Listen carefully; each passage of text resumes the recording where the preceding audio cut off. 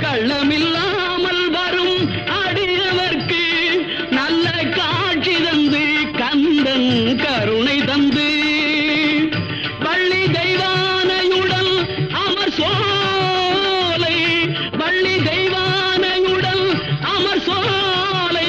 தங்கமயில் விளையாடும் பழமுதிர் சோலை மயில் விளையாடும் பழமுதிர் சோலை